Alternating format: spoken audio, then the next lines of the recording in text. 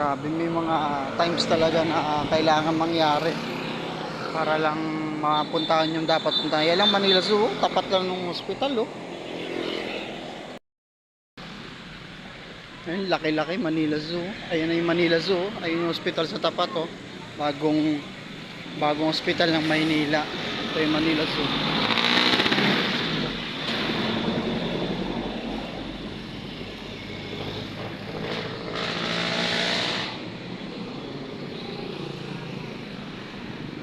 So, kumain lang muna ako. Binipapa kasi may biyahe siya.